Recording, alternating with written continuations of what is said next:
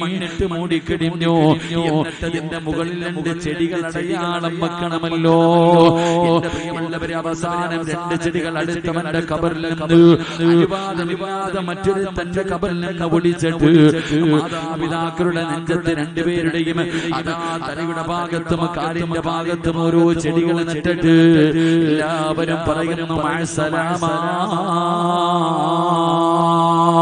എല്ലാവരും അവിടെ വെച്ച് സലാം പറയുകയാണ്, പിന്നെ പിരിയുകയാണ്. അല്ലാഹുവേ, നിന്റെ വാപ്പ പോകുന്നുണ്ട്, നിന്റെ കൂടപ്പിറപ്പ് പോകുന്നവരുണ്ട്, നിന്റെ സ്വന്തം മക്കള് പോകുന്നുണ്ട്, നിന്റെ കൂട്ടുകാര് പോകുന്നവരുണ്ട്. എല്ലാവരും നീ നിന്റെതെന്ന് കരുതിയ എല്ലാവരും നിന്നെ പള്ളിപ്പറമ്പിലെ ഒരു പെരുകുടിക്കകത്ത് കൊണ്ടുവന്ന് ഒറ്റയ്ക്ക് കുടിച്ചിട്ടിട്ട് മടങ്ങി പോകുമെങ്കിൽ എന്റെ പ്രിയമുള്ളവരെ, അപ്പോഴാണ് ഒരു മനുഷ്യന് സഹായം വേണ്ടത്. ആ പള്ളിപ്പറമ്പിൽ കിടക്കുമ്പോഴാണ് ഒരാൾക്ക് ഏറ്റവും കൂടുതൽ സഹായത്തിന്റെ ആവശ്യം. അപ്പോഴാ ജീവിതത്തിൽ ഒറ്റപ്പെട്ടു പോകുന്ന ഒരേ ഒരു സമയമേ ഉള്ളൂ.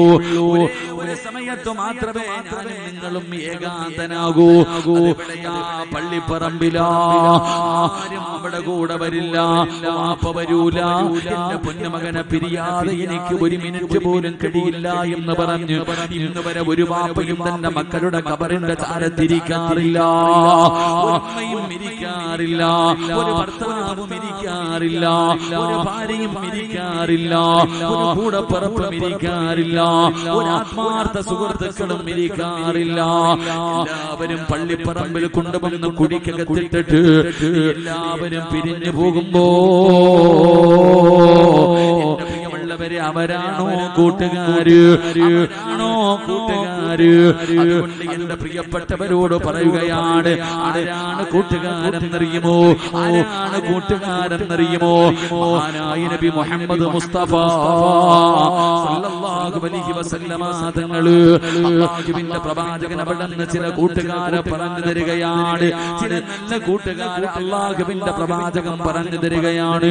ഒരു പരിപാടിയിൽ കളഞ്ഞിട്ട് പോകൂല. 24 മണിക്കൂറും നിന്റെ കൂടെ ഇവര് ദുനിയാവിലുണ്ട്, മരണസമയത്തുണ്ട്, കബറിന്റെ അകത്തുണ്ട്, പരലോകത്തുണ്ട്.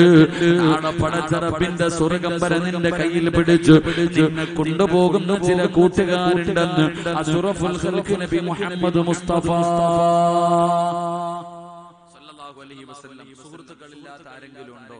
എല്ലാവർക്കും ആത്മാർത്ഥ സുഹൃത്തുക്കളുണ്ട്. എങ്കിൽ എന്തിനാ നീ ഒരു കൂട്ടുകാരനെ തെരഞ്ഞെടുത്തത്? നിന്റെ ദുഃഖത്തിലും സന്തോഷത്തിലും നിനക്ക് കൂടെ ഉണ്ടാകണം. ഒരു സഹായത്തിന്റെ ആവശ്യം ഉണ്ടാകുന്ന സമയത്ത് നിന്നെ സഹായിക്കുന്നവനാ നിന്റെ ആത്മാർത്ഥ സുഹൃത്ത്. അതുകൊണ്ട് അങ്ങനാണല്ലോ.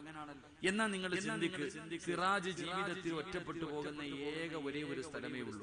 ഞാൻ ദുനിയാവിൽ ജീവിക്കുമ്പോ എന്റെ മാതാപിതാക്കളുണ്ട്, എന്റെ ഭാര്യയുണ്ട്, എന്റെ കുടുംബക്കാരുണ്ട്, എന്റെ മക്കളുണ്ട്, നിങ്ങളെ പോലുള്ള ഒരുപാട് പേരുണ്ട്. ഇനി ഞാൻ നാളെ പരലോകത്ത് ചെല്ലുമ്പോ ഞാൻ ഒറ്റയ്ക്കല്ല, അവിടെ എല്ലാരും ഉണ്ട്. പരലോകത്ത് ആദം നബി മുതൽ അഷ്റഫുൽ ഖൽഖായ തങ്ങൾ വരെയുള്ള 1,24,000-ൽ പരം വരുന്ന പ്രവാചകന്മാർ, അവരുടെ അനുയായികൾ. ഇനി അല്ലാഹു സുബ്ഹാനഹു വ തആല എന്നെ സ്വർഗ്ഗത്തിൽ വിട്ട, സ്വർഗ്ഗത്തിലും സിറാജ് ഒറ്റയ്ക്കല്ല, കൂടെ ആളുണ്ട്, സ്വർഗ്ഗവാസികൾ. ഇനി അല്ല എന്നെ നരകത്തിലേക്ക് വിട്ട, അവിടെയും ഞാൻ ഒറ്റയ്ക്കല്ല, അവിടെയും എന്റെ കൂടെ നരകത്തിൽ ആളുണ്ട്. അല്ലാഹു കാത്തിരക്ഷിക്കുമാറാകട്ടെ. പക്ഷെ സിറാജ് ജീവിതത്തിൽ ഒറ്റപ്പെട്ടു പോകുന്ന ഒരേ ഒരു സ്ഥലം, അത് 6 അടി മണ്ണാണെന്ന് നബിയുനാ റസൂലുള്ളാഹി. ആരും വരാറില്ല, ഒറ്റ മനുഷ്യരും വരാറില്ല. അപ്പൊ അതുകൊണ്ട് എന്റെ പ്രിയമുള്ള സഹോദരങ്ങളെ, നമ്മള് കൂട്ടുകാരെന്ന് പറഞ്ഞ ദുനിയാവിൽ ഉണ്ടാകണം, മരണസമയത്തുണ്ടാകണം, ഖബറിന്റെ അകത്തുണ്ടാകണം, പരലോകത്തുണ്ടാകണം, സിറാത്തിൽ ഉണ്ടാകണം, മീസാനിൽ ഉണ്ടാകണം.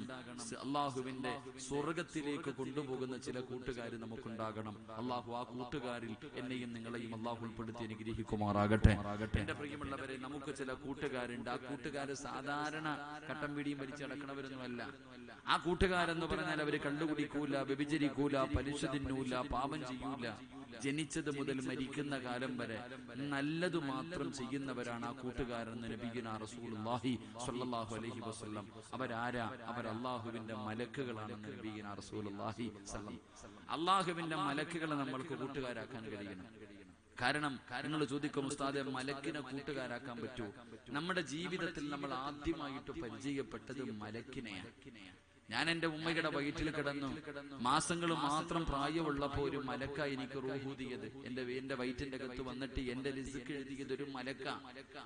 ഈ 33 കൊല്ലം കൊണ്ട് ഞാൻ നടക്കുന്നു. എന്റെ കൂടെ ഏറ്റവും കൂടുതൽ സമയം, ഒരു നിമിഷം പോലും, ഒരു സെക്കൻഡ് പോലും എന്നിൽ നിന്ന് മാറാതെ ഈ 33 വർഷവും എന്റെ കൂടെ നടന്നത് ഈ 2 ചുമലിയിരിക്കണ മലക്കുകളാണ്. അവർ ഉറങ്ങത്തുമില്ല, ഒന്ന് മാറി നിൽക്കത്തുമില്ല, അവർക്ക് റെസ്റ്റ് ഇല്ല. 24 മണിക്കൂറും എന്റെ കൂടെയുണ്ട്.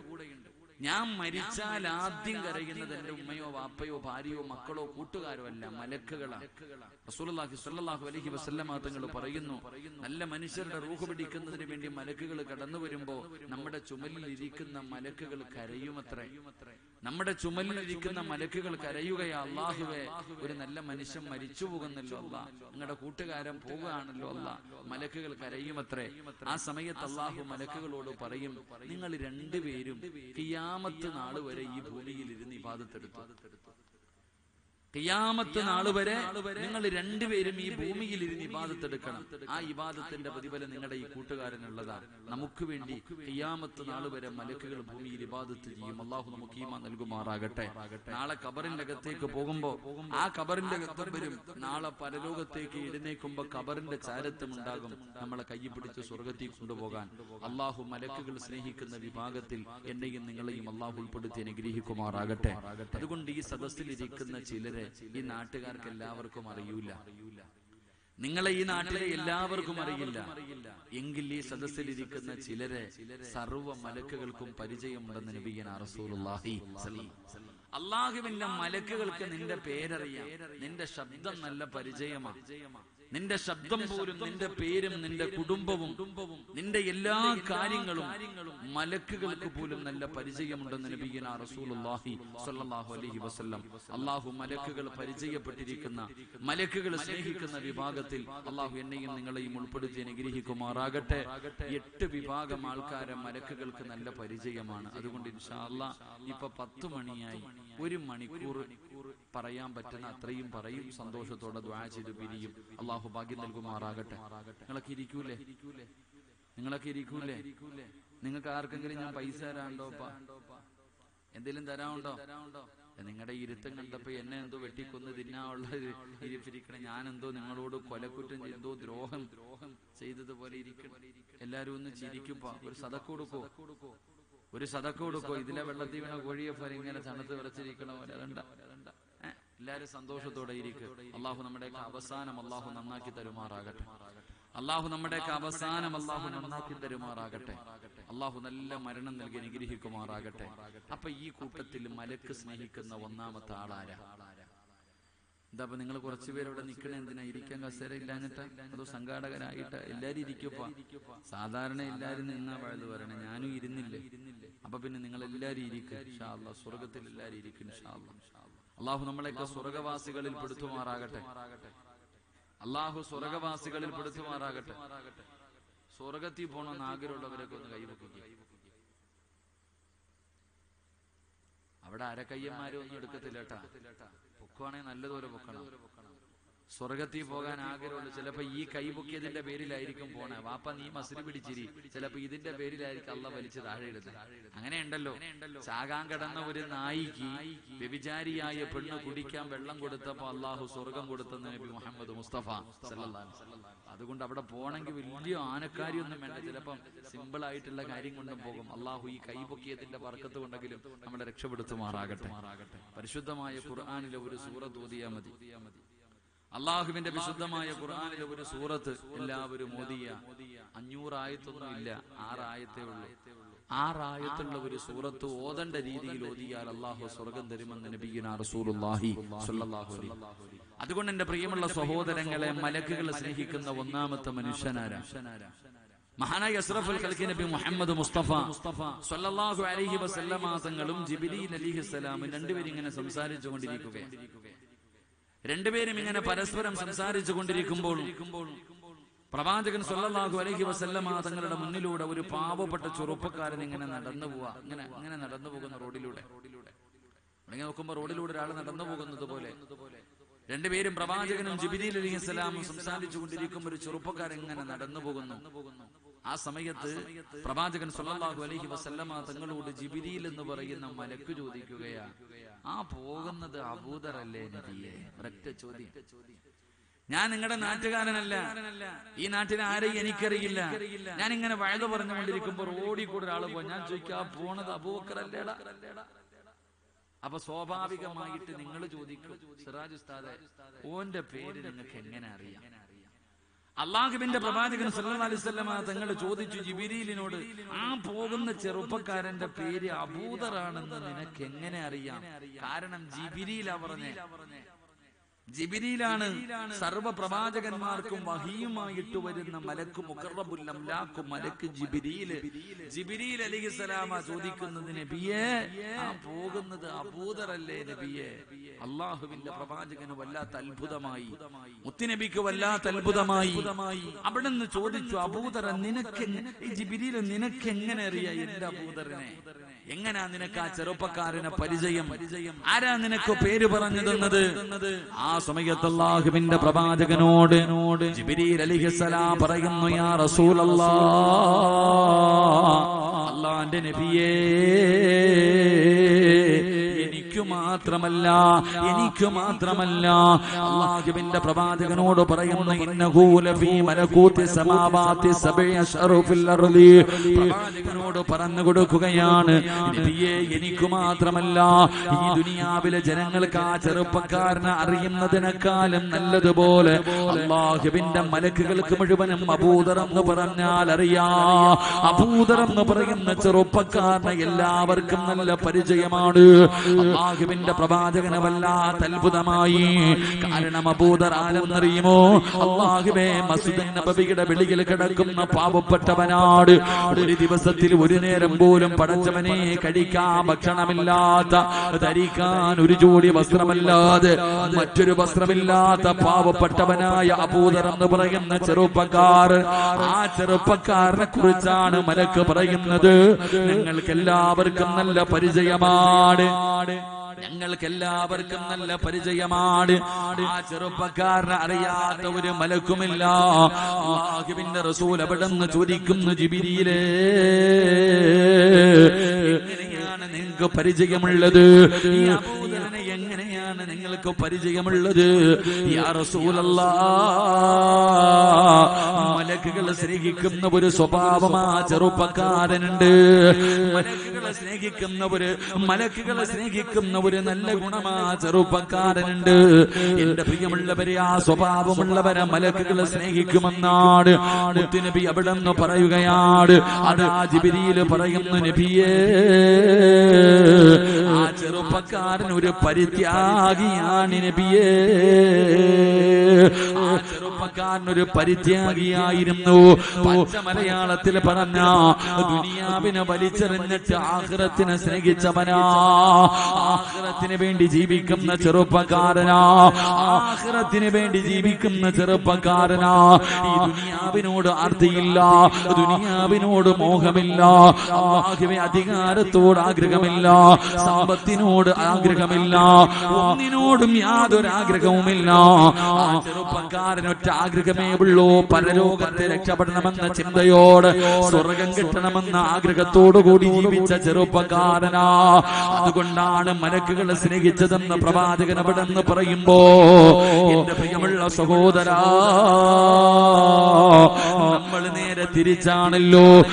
ഇല്ലാതെ പോയതും അത് തന്നെയാണ്. എനിക്കും നിങ്ങൾക്കും ദുനിയാവിനോട് വല്ലാത്ത ആർത്തിയാണ്, ദുനിയാവിനോട് വല്ലാത്ത മോഹമാണ്, അധികാരങ്ങളോട് വല്ലാത്ത കൊതിയാണ്, പണത്തിനോട് വല്ലാത്ത ആർത്തിയാണ്. എന്റെ പ്രിയമുള്ളവരെ, ഞാനും ദുനിയാവിന്റെ പുറകെ ഇങ്ങനെ നടക്കുമ്പോ അബൂദർ എന്ന് പറയുന്ന ചെറുപ്പക്കാരനുണ്ടല്ലോ, പാവപ്പെട്ടവനാണ്. തന്റെ കയ്യിൽ എന്ത് കിട്ടിയാലും വൈകുന്നേരമാകുന്നതിന് മുമ്പ് അത് പാവങ്ങൾക്ക് കൊടുക്കുമായിരുന്നു, അല്ലാഹുവിന്റെ ദീനിന് വേണ്ടി കൊടുക്കുമായിരുന്നു. പഠിച്ചവനെ ആരെങ്കിലും എന്തെങ്കിലും കരുതി വെച്ചാൽ, നാളത്തേക്ക് വേണ്ടി ആരെങ്കിലും സമ്പാദ്യം കരുതി വെച്ചാൽ അവരുടെ മുന്നിലേക്ക് കടന്നു ചെന്നിട്ട് അബൂദർ ഗഫാരി റളിയല്ലാഹു തആല അൻഹു അല്ലാഹുവേ അവരോട് പറയുമായിരുന്നു, ഇതെല്ലാം നാളെ പടച്ചറപ്പ് നിന്റെ കഴുത്തിൽ തൂക്കിയിടുമടാ. നരകത്തിന്റെ തീയായിട്ട് നാളെ അല്ലാഹുവിന്റെ പരലോകത്ത് വെച്ച് അതാ നിന്റെ തലയിലേക്ക് നിന്റെ കഴുത്തിലേക്ക് അവിടുന്ന് തൂക്കിയിടുമെന്ന് മഹാനായ അബൂദർ ഗഫാരി റളിയല്ലാഹു തആല അൻഹു അവിടുന്ന് സ്വഹാബികളോട് പറയുമായിരുന്നു. എന്റെ പ്രിയമുള്ളവരെ, നമ്മൾ ദുനിയാവിനെ സ്നേഹിക്കുന്നവരാ. മലക്കുകൾക്ക് നമ്മളെ പരിചയമില്ല, മലക്കുകൾ നമുക്ക് വേണ്ടി ദുആ ചെയ്യുന്നില്ലോ, അവര് നമ്മളെ കാണാൻ വരുന്നില്ല. കാരണം നമ്മൾ അല്ലാഹുവിനെ മറന്നുകൊണ്ട് കഴിയുന്നവരാ. നമുക്കൊന്നിനും സമയമില്ലല്ലോ, ശരിക്കാൻ പോലും സമയമില്ല, നല്ല കാര്യങ്ങൾ ചെയ്യാൻ സമയമില്ല. അതുകൊണ്ട് ഈ സദസ്സിലിരിക്കുന്നവരോട് എനിക്ക് പറയാനുള്ളത്, അല്ലാഹുവിന്റെ പ്രവാചകൻ അവിടെന്ന് പറയുകയാ, ആരെങ്കിലും ഈ ദുനിയാവിനെ സ്നേഹിച്ചാൽ, ആരെങ്കിലും ഈ ദുനിയാവിനെ സ്നേഹിച്ചാൽ, അല്ലാഹുവിനെ മറന്നുകൊണ്ട് ആഖിറം മറന്നുകൊണ്ട് ഈ ദുനിയാവിനെ നിങ്ങൾ ആരെങ്കിലും സ്നേഹിച്ചാ, അല്ലാഹു നിങ്ങളുടെ ഹൃദയത്തില് 4 ശിക്ഷ തരുമെന്ന് ആദരവായ പ്രവാചകന് നബി മുഹമ്മദ് മുസ്തഫ. ആ ചെറുപ്പക്കാരനെ മലക്കുകൾ ഇഷ്ടപ്പെടാനുള്ള കാരണം ദുനിയാവിനോട് യാതൊരു സ്നേഹവുമില്ല. പണവോ അധികാരമോ വീടോ കൊട്ടാരമോ ഒന്നുമില്ല. ഒന്നിനോടും നാളത്തേക്ക് വേണ്ടി ഒന്നും കരുതി വെക്കൂല. എല്ലാം കിട്ടുന്നത് വൈകുന്നേരം തികയുന്നതിന് മുമ്പേ അള്ളാന്റെ ദീനിന് വേണ്ടി കൊടുക്കുന്ന ചെറുപ്പക്കാരൻ. അതുകൊണ്ടാ മലക്കുകൾ സ്നേഹിച്ച് നമ്മൾ നേരെ തിരിച്ച നമുക്ക് നിസ്കരിക്കാൻ സമയമില്ല. ഇതേ പോകാത്ത കച്ചവടം കടയിലിരിക്കുമ്പോ എങ്ങനെ നിസ്കരിക്കാൻ പോകും? എന്റെ പ്രിയമുള്ളവരെ, നമ്മളെല്ലാവരും ദുനിയാവിന്റെ പുറകെ. റസൂലുള്ളാഹി തങ്ങൾ പറഞ്ഞു, ദുനിയാവിന്റെ പുറകെ പോയ അള്ളാഹു നിനക്ക് 4 ശിക്ഷ തരുമെന്ന് നബിയിനാ റസൂലുള്ളാഹി. ഇത് സ്വന്തം ചിന്തിച്ചാലും നാട്ടുകാർക്ക് അറിയത്തില്ല, നമുക്കേ അറിയൂ. ഈ ശിക്ഷ നമ്മൾ അനുഭവിക്കുന്നുണ്ടോ എന്ന് നമുക്കേ അറിയത്തുള്ളൂ. ഈ 4 ശിക്ഷ നീ അനുഭവിക്കുന്നുണ്ടെങ്കിൽ നീ അള്ളാഹനെ മറന്ന് ജീവിക്കുന്നവനാ, ആഖിറം മറന്ന് ജീവിക്കുന്നവനാ. അള്ളാഹു നമ്മളെ കാത്തുരക്ഷിക്കുമാറാകട്ടെ. ഞാൻ വിശദീകരിക്കുന്നില്ല. ഒന്നാമത്തെ ശിക്ഷ റസൂലുള്ളാഹി സ്വല്ലല്ലാഹു അലൈഹി വസല്ലമ തങ്ങൾ പറഞ്ഞു, അള്ളാഹുവിന്റെ പ്രവാചകൻ പറഞ്ഞു, നിനക്ക് ഒരു കാലത്തും അള്ളാഹു സന്തോഷം തരത്തില്ല എന്ന് നബിയിനാ റസൂലുള്ളാഹി. ഒരു കാലത്തും നിനക്ക് സമാധാനം ഉണ്ടാകില്ല, ദുഃഖം എന്നും ദുഃഖം മാത്രം, സന്തോഷമേ നിനക്ക് റബ്ബ് തരൂല. കാരണം നീ നന്ദിയില്ലാത്തവനോട് റബ്ബ് കരുണ കാണിക്കും. നിനക്ക് അല്ലാഹു ദുഃഖമേ തരത്തുള്ളൂ. നീ ഒരു നല്ല വാക്ക് നീ പറയൂല. എന്നും പ്രശ്നങ്ങളും പ്രയാസങ്ങളും ദുരിതങ്ങളും ദുഃഖങ്ങളും ഇങ്ങനെ തന്നെ. ഒന്നാമത്തെ ശിക്ഷ അത് അല്ലാഹു നിനക്ക് തന്നതാ. നീ കാണിച്ച ധിക്കാരത്തിന് പടച്ച റബ്ബ് നിനക്ക് തന്ന ശിക്ഷ. 1, അല്ലാഹുവിന്റെ റസൂൽ പറഞ്ഞു, നിനക്ക് തീരാ ദുഃഖം അല്ലാഹു തരും. അല്ലാഹു നമ്മളെ കാത്തുരക്ഷിക്കുമാറാകട്ടെ. 2, പ്രവാചകൻ സ്വല്ലല്ലാഹു അലൈഹി വസല്ലമ തങ്ങൾ പറഞ്ഞു, വശുഗലല്ലാ യതബറഉ മിൻഹു അബദാ. നിന്റെ ജോലി ഒരു കാലത്തും തീരൂല, ഒരിക്കലും.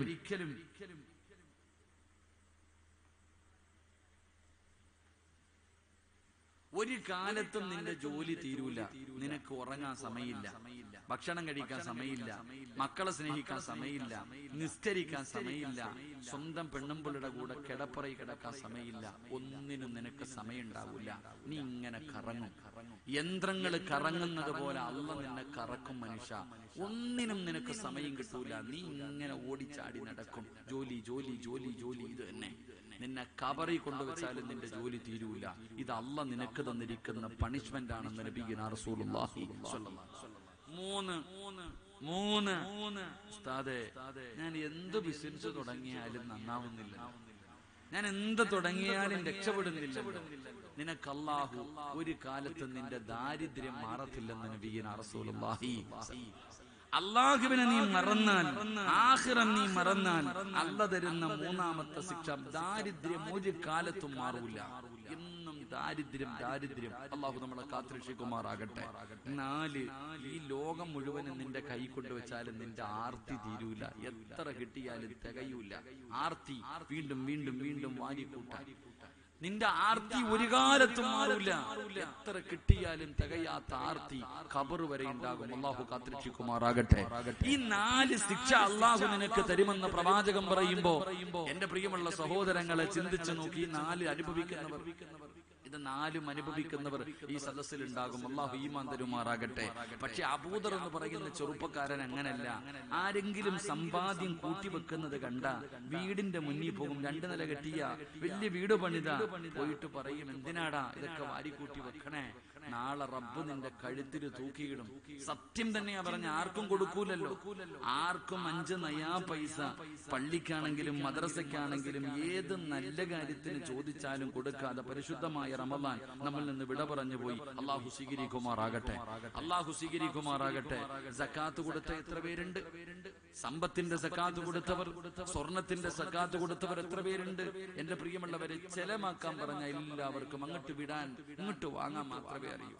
എന്റെ പ്രിയമുള്ള സഹോദരങ്ങളെ, അള്ളാഹു നമ്മൾ കൊടുത്ത സദക്കയും സക്കാത്തൊക്കെ അള്ളാഹു സ്വീകരിക്കുമാറാകട്ടെ, അള്ളാഹു സ്വീകരിക്കുമാറാകട്ടെ. ഈ സക്കാത്ത് കൊടുക്കാത്തവന്റെ സമ്പാദ്യം വെറുതെ ഒന്നുമല്ല, അത് പാവപ്പെട്ടവന്റെ അവകാശമാണ്. അത് പാവപ്പെട്ടവന്റെ അവകാശമാണ്.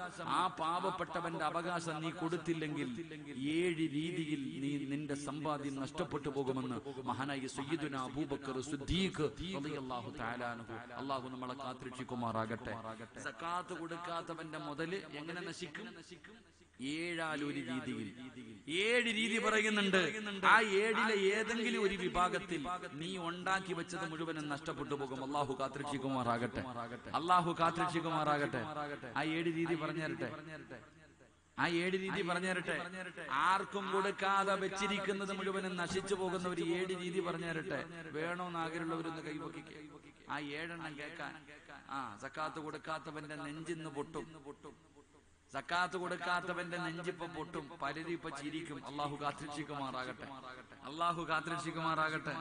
വേണോ വേണോ വേണോ ചങ്ങാതി? പറ, വേണോ വേണ്ടേ?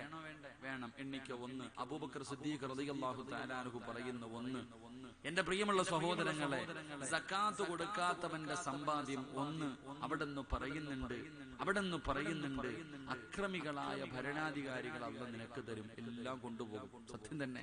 ഇവ പിന്നെ പറയണ്ടല്ലോ. ഭരണാധികാരികൾ ഇങ്ങോട്ട് വരും, എന്നിട്ട് പിടിച്ചു പറയാ, മുസ്ലിമിലെ പണക്കാരന്മാരെ തെരഞ്ഞു പിടിച്ചിട്ട് എവിടുന്നാണ് ഇതൊക്കെ? നീ അവനാ മറ്റവനാ മറിച്ചവനാ കൊണ്ടുപോകാം. കണ്ടിട്ടില്ലേ? നാണം കെടുത്തിയിട്ട് കൊണ്ടുപോകും. ഭരണാധികാരികൾ കൊണ്ടുപോകും. ഇല്ലെങ്കിൽ എന്റെ പ്രിയമുള്ള സഹോദരങ്ങളെ, ചില ആൾക്കാർ വന്നിട്ട് പറയും, ആമിന ഇടി അവിടെ കുറച്ച് പൈസ കൊണ്ടിടുവാണെങ്കിൽ മാസം നമ്മൾ വീട്ടിൽ ഇരുന്നാൽ മതി, 15,000 കിട്ടും. എനിക്ക് കിട്ടുന്നുണ്ട്. സത്യവാ? എന്നാ എന്റെ ഒരു 10 കൂടെ ഞാൻ തരാം. അവക്കും കൊണ്ടിടും. ഇങ്ങനെ ഇട്ടിട്ടിട്ട് ഇങ്ങനെ ഓരോരുത്തവരിടും. അടങ്കലോടെ എങ്ങ് പോകും. അല്ലാഹു കാത്തുരക്ഷിക്കുമാറാകട്ടെ. പല കടക്കാരും കൊണ്ടുപോകുന്നിട്ടില്ലേ? പല കടക്കാരും കൊണ്ടുപോകുന്നില്ല. നാണം കെടുത്തിയിട്ട് നിന്റെ സമ്പാദ്യം കൊണ്ടുപോകും. 2. ഇല്ലെങ്കിലോ 3. നിന്റെ സമ്പാദ്യം മുഴുവനും അല്ലാഹു ഇഷ്ടപ്പെടാത്ത മാർഗത്തിൽ തീരും. മൊത്തവും പള്ളിക്ക് കൊടുക്കൂല, മദ്രസയ്ക്ക് കൊടുക്കൂല, പാവപ്പെട്ട പെൺകുട്ടികളെ കെട്ടിക്കാൻ കൊടുക്കൂല, മരിക്കാൻ കിടന്നാൽ 5 നയാ പൈസ അള്ളാഹുവിന്റെ അടുക്കൽ നിന്ന് പ്രതിഫലം കിട്ടുന്ന ഒരു മാർഗത്തിലും കൊടുക്കൂല. ബാക്കി മുഴുവനും പോകും. കള്ളുകുടിച്ച്, വ്യഭിചരിച്ച്, പലിശ എല്ലാം നശിച്ചു പോകുന്ന ഈ ഇഷ്ടപ്പെട്ടുണ്ടാക്കിയത് മുഴുവനും നഷ്ടപ്പെട്ടു പോകും. അള്ളാഹു നമ്മളെ കാത്തിരക്ഷിക്കുമാറാകട്ടെ. എന്റെ പ്രിയമുള്ളവരെ, അബൂബക്കർ സിദ്ദീഖ് റളിയല്ലാഹു തആല അൻഹു പറയുന്നു, അല്ലെങ്കിൽ പോകുന്ന അടുത്ത വഴി എന്താ? ഒന്നുകിൽ നിന്റെ വീട് കത്തിയിട്ട് സർവ്വതും നശിച്ചു പോകും. അള്ളാഹു കാത്തിരക്ഷിക്കുമാറാകട്ടെ. ഒരൊറ്റ കത്തല് ഗ്യാസ് പൊട്ടിത്തെറിച്ചു, സർവ്വതും പോയി. ചിലപ്പോ ഗ്യാസും വേണ്ട, ഏതെങ്കിലും ഒരു വയറിൽ നിന്ന് കത്തിയിട്ട് മൊത്തവും പോയി, കത്തി അങ്ങ് പോകും സർവ്വതും. അല്ലെങ്കിലോ വെള്ളപ്പൊക്കം ഉണ്ടായിട്ട് സർവ്വതും നശിക്കും. ആർക്കും കൊടുക്കാതെ നീ വെച്ചിരുന്നത് മുഴുവനും വെള്ളപ്പൊക്കം ഉണ്ടായപ്പോ സ്വന്തം വീട് ഒലിച്ചു പോണ കണ്ടില്ലേ? സ്വന്തം വീട് ഇങ്ങനെ ഒലിച്ചു പോകുന്നത് കണ്ടുകൊണ്ട് നിന്നില്ലേ? എന്റെ പ്രിയപ്പെട്ടവരെ, വെള്ളപ്പൊക്കം ഉണ്ടായിട്ട് സർവ്വം നശിക്കും. അല്ലെങ്കിൽ ഇതുപോലെ ഒരു ദിവസം വഅദിന് കേൾക്കാൻ വരും. റമളാൻ മാസം എത്രയോ പാവങ്ങൾ വീടിന്റെ മുന്നിൽ വന്ന് യാചിച്ചിട്ട് പോലും കൊടുക്കാതെ എല്ലാം വെച്ചിരുന്നു. ഒരു ദിവസം എവിടെയെങ്കിലും കുടുംബസമേതം കറങ്ങാൻ പോയിട്ട് വീട്ടിലേക്ക് പോകുമ്പോ അടുക്കള വാതിൽ തുറന്നു കിടക്കുന്നു. അല്ലാഹുവേ, വീട്ടിൽ എന്തൊക്കെയോ ഒരു മാറ്റം. ഓടി വീടിന്റെ അകത്തേക്ക് കയറി ചെന്ന്, ബെഡ്റൂമിന്റെ അകത്ത് കയറി ചെന്ന് എല്ലാം സൂക്ഷിച്ചു വെച്ചിരിക്കുന്ന അലമാരി തുറക്കുമ്പോ കാലിയായി കിടക്കുന്ന അടങ്കലായിട്ട് കൊണ്ടുപോകും കള്ളൻ. അല്ലാഹു കാത്തിരക്ഷിക്കുമാറാകട്ടെ. എന്താ ഞാൻ ഉള്ളതാ പറയണേ? അല്ലാഹു ഈമാൻ തരുമാറാകട്ടെ. ആര് കൊണ്ടുപോകും? ആര് കണ്ടുപോകും? കള്ളം കൊണ്ടുപോകും നിന്റെ സമ്പാദ്യം. നിനക്കല്ല തരൂലടാ. പാവങ്ങൾക്ക് കൊടുക്കാത്ത നിനക്കല്ല തരൂല. സദക്കയുടെ കൂലി പോലും കിട്ടൂല. അതാ മനസ്സിലാക്കണ്ടേ, സദക്കയുടെ കൂലി പോലും കിട്ടൂല. അബൂബക്കർ സിദ്ദീഖ് റളിയല്ലാഹു തആല അൻഹു പറയുന്നു, അടുത്ത ശിക്ഷ എന്തെന്നറിയോ? അടുത്ത ശിക്ഷ എന്തെന്നറിയോ? അല്ലാഹ് നിനക്ക് വീട് വെക്കാൻ ആഗ്രഹം തരും. ആർക്കും കൊടുക്കാതെ, പാവപ്പെട്ടവന് കൊടുക്കാതെ അല്ലാഹുവിന്റെ ഇൽമു പഠിപ്പിക്കുന്ന മദ്രസ ഇടിഞ്ഞു വീഴുന്നു. കണ്ടാലും നീ കൊടുക്കൂല. അങ്ങനെ വെച്ചിരുന്നവന്മാരുടെ മുഴുവനും അല്ലാഹുവേ, മഹാനായ അബൂബക്കർ തങ്ങൾ പറയുന്നുണ്ട്, പൊന്നുമോനെ നിനക്കല്ല വീട് വെക്കാൻ ആഗ്രഹം തരും. നീ വീട് വെച്ചിട്ട് മുടിയുമെന്ന് നബിയുനാ റസൂലുള്ളാഹി. ഉറക്കെ പറഞ്ഞു, വീട് വെച്ചിട്ട് മുടിഞ്ഞു പോയ എത്ര പേരുണ്ട്? വീട് വെച്ചിട്ട് സർവ്വതും ലോൺ എടുത്തിട്ട് യതീംഖാനയിലായ എത്ര പേരുണ്ട്? അല്ലാഹു കാത്തുരക്ഷിക്കുമാറാകട്ടെ. അവിടെ അബൂബക്കർ സിദ്ദീഖ് റളിയല്ലാഹു തആല അൻഹു പറയുന്നു, ആറാമത്തെ ശിക്ഷ എന്തെന്നറിയോ? ആറാമത്തെ ശിക്ഷ എന്തെന്നറിയോ? അല്ലാഹു സുബ്ഹാനഹു വ തആല നിനക്കൊരു രോഗം തരും. നിനക്കൊരു രോഗം തരും. ഈ കഷ്ടപ്പെട്ട് സമ്പാദിച്ചത് മുഴുവനും മരുന്ന് വാങ്ങി തീരുമെന്ന് മഹാനായ സയ്യിദുനാ അബൂബക്കർ സിദ്ദീഖ് റളിയല്ലാഹു. സമ്പാദിച്ചു വെച്ചിരുന്ന സർവ്വതും വിറ്റു. എവിടെയെല്ലാം വസ്തുക്കൾ കടന്നു, എല്ലാ വസ്തുക്കളും വിറ്റു. വീട് വിറ്റു, എല്ലാ സ്വർണം വിറ്റു. അവസാനം ഒന്നുമില്ലാതെ പള്ളിയുടെ മുന്നിൽ വരെ എത്തി. അല്ലാഹു കാത്തുരക്ഷിക്കുമാറാകട്ടെ. മഹാനായ അബൂബക്കർ തങ്ങൾ പറഞ്ഞു, ഏഴാമത്തെ ശിക്ഷ, നിന്നെ അല്ലാഹ് പെട്ടെന്ന് മരിപ്പിക്കും. നിന്നെ അല്ല പെട്ടെന്ന് മരിപ്പിക്കും. എന്നിട്ട് തലതിരിഞ്ഞ് നടക്കണ നിന്റെ മക്കളുണ്ടല്ലോ, അവന്മാരുടെ കയ്യിൽ നീ സമ്പാദ്യം മുഴുവനും ഏൽപ്പിക്കും. അവന്മാര് മുഴുവനും അത് മുഴുവനും നശിപ്പിച്ചു കളയുമെന്ന് മഹാനായ സയ്യിദുനാ അബൂബക്കർ സിദ്ദീഖ് റളിയല്ലാഹു. വാപ്പായ്ക്ക് വേണ്ടി ഒരു രൂപ ഒരു സദഖ കൊടുക്കൂല. നീ നിന്റെ വർഷക്കാലം മുഴുവനും, നിന്റെ ആയുസ് മുഴുവനും, നീ സമ്പാദിച്ചത് മുഴുവനും നിന്റെ മക്കൾ ഇങ്ങനെ അടിച്ചു പൊളിച്ച് തീർത്തു കളയും. അല്ലാഹു നമ്മളെ കാത്തുരക്ഷിക്കുമാറാകട്ടെ. അതുകൊണ്ട് എന്റെ പ്രിയപ്പെട്ടവരോട് പറയുകയാ, മഹാനായ അബൂദർ ഗഫാരി റളിയല്ലാഹു തആല അൻഹു, മഹാനായ അബൂദർ ഗഫാരി റളിയല്ലാഹു തആല അൻഹു തന്റെ കയ്യിൽ ഒന്നും വെക്കാറില്ല. ഒന്നും തന്റെ കയ്യിൽ കരുതി വെക്കാറില്ല. കാരണം അല്ലാഹുവാണ് പറഞ്ഞത് കരുതി വെക്കരുതെന്ന്. അബൂദർ ഗഫാരി റളിയല്ലാഹു തആല അൻഹു എന്ത് കിട്ടിയാലും പാപങ്ങൾക്ക് കൊടുക്കുകയാണ്. എന്ത് കിട്ടിയാലും തന്റെ ആവശ്യം കഴിഞ്ഞാൽ പാപങ്ങൾക്ക് കൊടുക്കുകയാണ്. വൈകുന്നേര സമയമാകുമ്പോ തന്റെ കയ്യങ്ങ് കാലിയാവുകയാ. എന്റെ പ്രിയപ്പെട്ട പെങ്ങളെ, നിങ്ങൾക്ക് സമ്പത്തിനോട് വല്ലാത്ത ആഗ്രഹമുണ്ട്. സമ്പാദ്യത്തിനോട് വല്ലാത്ത ആഗ്രഹം ചില പെണ്ണുങ്ങൾക്കുണ്ട്. പെങ്ങളെ, സമ്പാദ്യം നല്ലതല്ല. അത് അല്ലാഹു നിനക്ക് നൽകിയിരിക്കുന്ന പരീക്ഷണ വസ്തുവാണ്.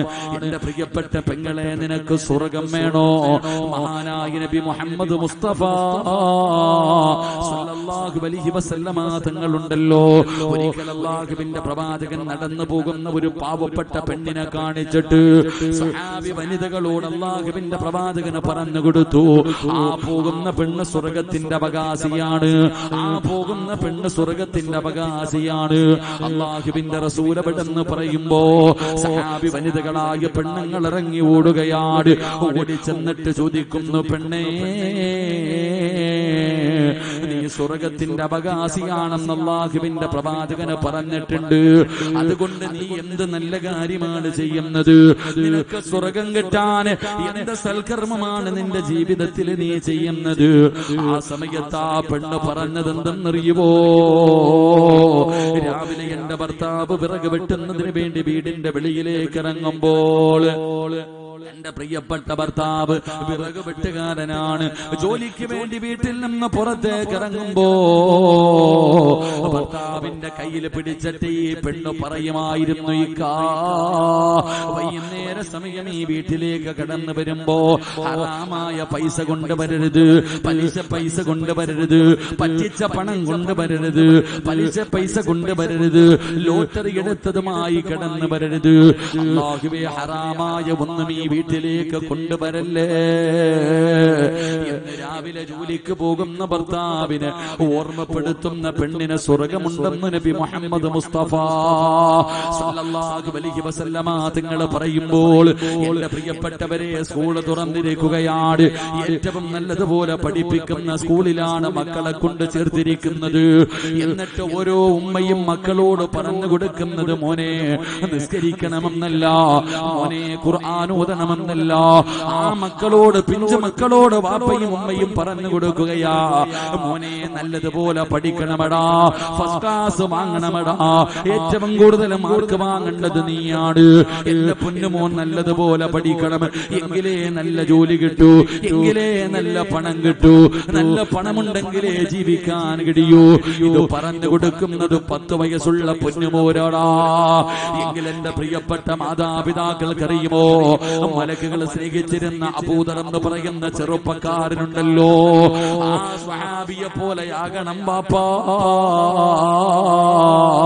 അബൂദർ ഗഫാരി റളിയല്ലാഹു തആല അൻഹു അവിടുന്ന് മരണത്തോട് മല്ലടിക്കുകയാണ്, സക്കറാത്തിന്റെ അവസ്ഥയിൽ കിടക്കുകയാണ്. ആ സമയത്ത് ഭാര്യയെയും മക്കളെയും അടുത്ത് വിളിച്ചു, എല്ലാവരെയും വിളിച്ചടുത്തിരുത്തി.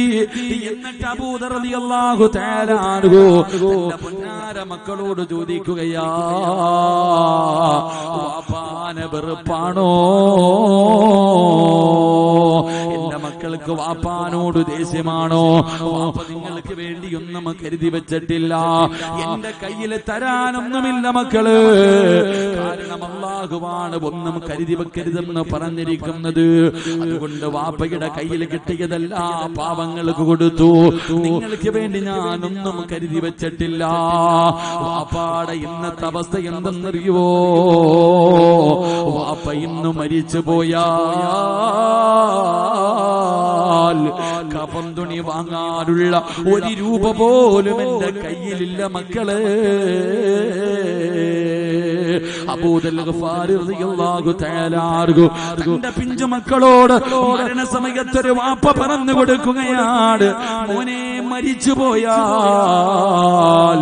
അതാ വാപ്പാനെ അവസാനമായിട്ട് പുതിയ തുണി വാങ്ങാൻ 1 രൂപ എന്റെ കയ്യിലുമില്ല, എടുക്കാൻ ഒരു നല്ല വസ്ത്രം